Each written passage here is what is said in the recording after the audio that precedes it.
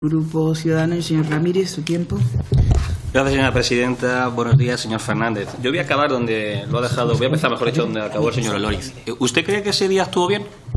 Dicho de otra forma, ¿usted está contento con su forma de actuar en esos días? ¿En el día del accidente y posteriores? Si me lo plantea así, no. O sea, yo creo que, visto en perspectiva el tratamiento informativo que se dio en los medios de comunicación al accidente, me parece muy lamentable.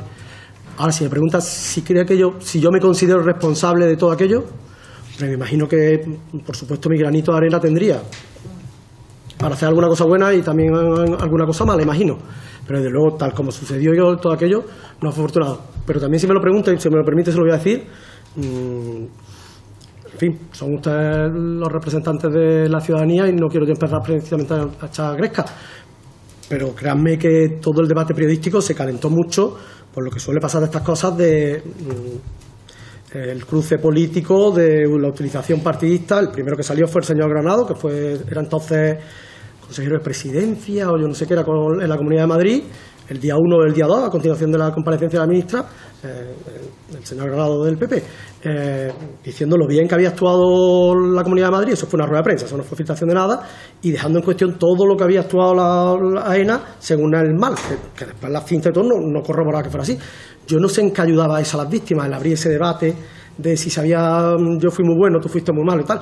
Yo sinceramente creo, en fin, probablemente yo pude actuar mal en algunas cosas, pero creo que el debate y todo el entorno se contaminó, pues como suele pasar, por muchos actores que rodean y por muchos intereses que hay cuando suceden un acontecimiento de este tipo. Bueno, su responsabilidad era ser director de comunicación del Ministerio de Fomento, con lo cual entiendo que tenía toda la información de lo que se estaba produciendo, de lo que se había producido, el número de víctimas, las víctimas que estaban en un listado. Nos ha dicho que aproximadamente a las 6 de la tarde todavía no tenían la información, porque eso lógicamente lo tenía la compañía aérea. He leído algunas de sus declaraciones diciendo que la complejidad, porque Spanair decía que incluso habían viajado pasajeros con billetes gratuitos, que tenían overbooking. ¿A qué hora tuvo Fomento, en este caso, el listado de víctimas mortales en este accidente? Yo no me acuerdo, pero yo creo que no lo tuvo el día del accidente, ¿eh? Yo creo que lo tuvo como al día siguiente o a los 2 días, ¿eh? En la tarde aquella, en el gabinete ese de crisis, aquello tenían que ustedes ver la atención de los ministros, en fin. Faltaba coger a la gente de Spanair por el pescuezo, vamos, pidiendo, y mandaban a un representante comercial de no sé qué, en fin. Allí ningún directivo de Spanair de verdad dio la cara o se presentó allí o asumió su responsabilidad, y datos nada. Y yo creo que aquel día no teníamos los datos efectivos de los pasajeros. Claro, los pasajeros eran muy importantes porque alguien pudo haber perdido, o sea, se sabía más o menos el número de víctimas, porque el número de víctimas se iba sabiendo por los cuerpos que iban apareciendo. Realmente, una de las impresiones más grandes que yo me llevé en mi vida, que de hecho cuando fuimos a IFEMA, fue, créame, que nos metamos en la vorágine esta nuestra de dime directo, de hablar, de andar periodistas, estoy corriendo y tal. Cuando yo de verdad me di cuenta de lo que ya había pasado, fue cuando a las 12 o las 1 de la mañana llegamos a IFEMA, era verano, era el 20 de agosto, y yo venía de Córdoba, era con polo, en manga corta, tal, y entramos al salón de IFEMA que habían habilitado de morgue. Claro, las morgues en una cámara frigorífica, para que no se perder, eso no lo piensan, no lo reflexionan antes, y te encuentras todos los cadáveres allí puestos, tapados, muchos eran fragmentos, porque no estaban descompuestos. En fin, cuando ves aquello, te mueres, vamos. No sé ni a qué venía esta argumentación que le estoy haciendo. No sé cómo era su pregunta, a ver si trato de retomar el hilo. No se preocupe, lo diré de otra forma. ¿Cree que la forma de comunicar a los familiares de las víctimas fue la adecuada?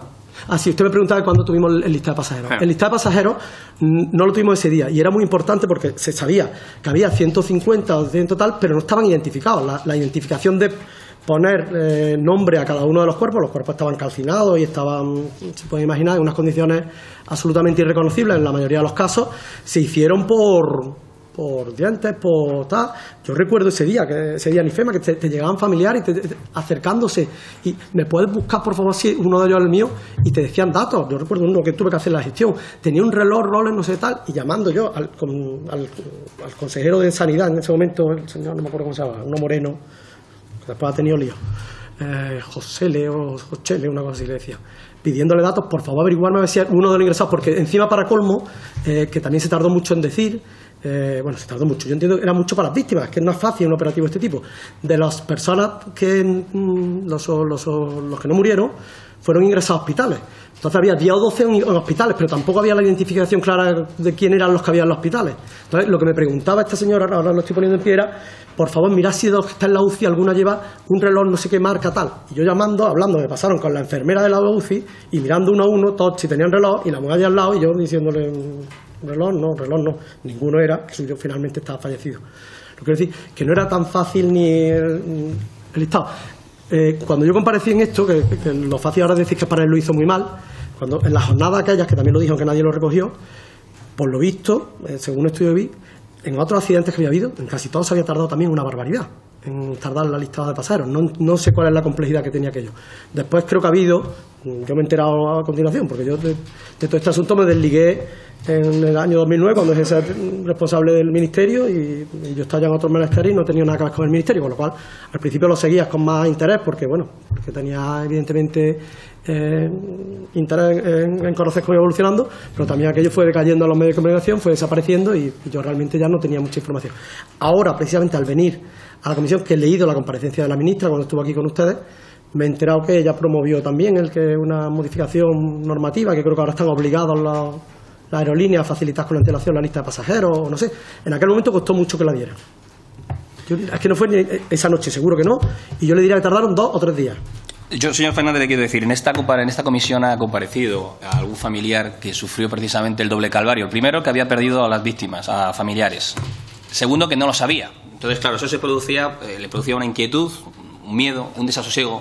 Lo transmitía con la crudeza de lo que estuvo sufriendo en el aeropuerto de Gando, de Gran Canaria, para poder conseguir una plaza y poder venir a Madrid a ver si, por suerte, por un milagro, alguno de sus familiares había sobrevivido. Por desgracia, nos confesó que no, que ninguno de sus familiares había sobrevivido. En el día, el compareciente del que estoy hablando perdió a su hermana, a su cuñado y a 2 sobrinas.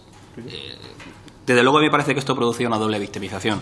Y en ese sentido, tengo claro que no existía ningún protocolo de comunicación en el Ministerio para este tipo de sucesos. No, si lo había, desde luego yo no lo conocía. Si no lo conoce usted, que era el director de comunicación, me preocuparía mucho. O sea, si existe un protocolo de comunicación y el director de comunicación del Ministerio de Fomento no lo conocía, me preocuparía seguramente. No existía entonces. Pues le insisto, yo no sé si existía o no, yo no lo reconocía. Si lo digo había, en el 2008, no no digo hoy. En el 2008 existía ese protocolo. ¿Usted tenía conocimiento de que existiese un protocolo? No. Bien. ¿Tiene algún conocimiento de que se haya modificado, que haya un protocolo a día de hoy? No lo tengo, pero me imagino que sí lo habrán hecho. Por ejemplo, cuando yo llegué al ministerio, sí había un protocolo, había pasado lo del Prestige, que le pasó al gobierno del PP en el 2004-2005, y había protocolos establecidos para situaciones como la del Prestige, todos los protocolos del mundo mundial, y se creó salvamento marítimo y se dotó con muchísimos momentos de salvamento marítimo, precisamente por si pasaba alguna cosa de esta otra vez. Que ahora mismo salvamento marítimo se dedica más que nada a rescatar inmigrantes, pero el origen de aquello fue por si pasaba un Prestige. Entiendo que en su responsabilidad como director de comunicación, y voy a volver al primer punto y aquí acabo, usted tenía acceso a toda la información, a todas las comunicaciones que se hayan producido. Ni muchísimo menos. Solo tenía acceso a la cinta que, como ha dicho usted, pasó al medio de comunicación. ¿Sí? Solo tenía acceso a esa cinta, nada más. No, yo no tenía acceso a nada. Vamos, yo no tenía acceso a nada. Tenía acceso a nada y a todo. ¿Qué quiero decir? Vamos a ver, no se puede tener acceso a nada y a todo. Me tendrá que explicar eso, si no le importa. Te quiero decir, yo no tenía a mi disposición, quiero decir, yo lo que tenía era interlocutor, que normalmente era el responsable de comunicación de AENA, sí. Y yo le iba contando de este dato, esto que podemos dar, y me iban contando, y me iban diciendo. Yo lo de, en cuestión de cintas de estas dimos esto, que cuando se dio eso, no había ningún debate abierto de si se podían pasar o no pasar cintas. Yo lo que le quiero preguntar, y lo le estoy preguntando, es si tenía acceso a la información. Vale, teníamos acceso a cierta información, no a toda, porque un momento después de lo de las cintas, no sé en qué momento, yo creo que cuando salió el vídeo... Dicho de otra forma, ¿tenía usted acceso a más información de la que pasó a los medios de comunicación? No, déjeme que le explique. Sí, es una pregunta sencilla, doctor Fernández, señor Fernández. Bueno, yo lo que quiero decir es que usted dice, yo solo pasé una información, yo no he filtrado. Sí. Bien, vamos a ver, yo no voy a entrar en la semántica. Usted dice, yo no he filtrado porque yo lo único que pasé fue esta información. ¿Esa es la única información de la que usted disponía? No, Dios, disponía de muchísima información, lógicamente. Bien, pues yo le quiero decir que en la segunda sección del Real Academia de la Lengua dice claramente, filtrar es seleccionar datos o aspectos para configurar una información. Entonces, perdone que le diga, usted filtró información, ¿vale? Según la Real Academia, que es la fuente que usted ha utilizado para exonerarse del concepto filtrar en este caso. En cualquier caso, y acabo con esto, Presidenta y señor Fernández, desde luego me parece que el proceder del Ministerio de Fomento a nivel de comunicación, viendo lo que sucedió en ese día del 20 de agosto de 2008, viendo a las víctimas, viendo, mejor dicho, a los familiares y el sufrimiento que tuvieron por sus fallos de comunicación, por ese debate político que en lugar de pensar y poner por delante de todo el sufrimiento que se estaba produciendo en esas 72 horas después del accidente, me parece desde mi punto de vista vergonzoso. Se lo tengo que decir claramente, vergonzoso. Muchísimas gracias. Gracias, señor Ramírez. Por el Grupo Confederal Unidos Podemos en Marea, el señor